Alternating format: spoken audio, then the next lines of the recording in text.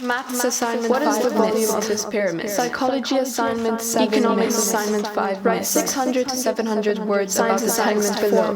Give 3 uses of energy studies assignment 3 missed. Pause. I don't think you'd want to be that type of person. The type of person who's stressed out, constantly procrastinating, and doesn't know how to prepare or complete their assignments. Well, hi, I'm Steph, a student that does IGCSEs at Wolsey Hall, and I'm here to show you my steps to preparing and completing an assignment. Step 1. Canvas.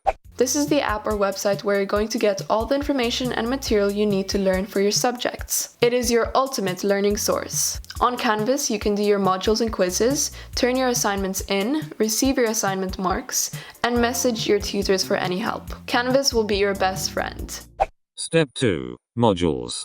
Every subject contains more or less 9 modules. Every module consists of topics where it gives you tasks you need to complete. Most module work will require you to read some pages, do various questions, and jot down some notes. For my first topic in Economics Module 5, I will need to work through pages 124 to 125 in my course book. Then I'll need to write out some key points, and then I'm gonna have to check out this website they have linked. I usually like to note down any new definitions that I've just learned into my notebook, and I also write down any extra information that I need to remember.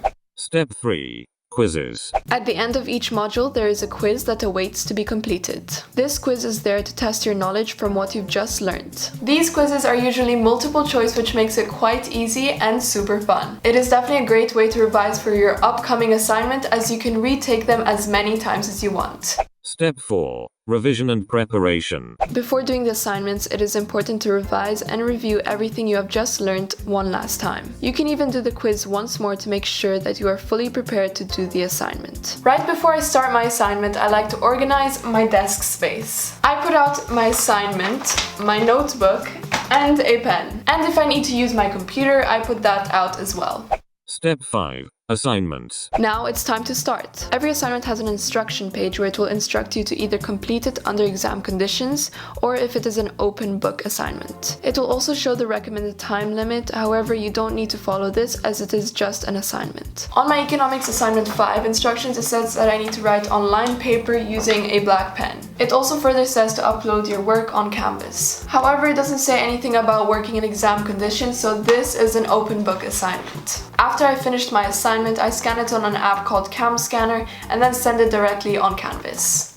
Step 6. Marks and feedback. Usually, marks and feedback from your tutor will be given back to you within a week. The feedback you get from your tutor is very helpful as it tells you what you've done correctly and what you must improve on. With the feedback, you also get the specimen answers sheet, which gives all the answers to the assignment. And to make the most of my feedback, I do the questions that I've gotten wrong once more. This is just to make sure that I've understood the module and won't do the same mistake twice. That's all. You've successfully prepared and completed an assignment. These assignments are an excellent way of summarizing everything you've just learned into a few pages. This will be great to look back at when you're revising for the big thing, the exams.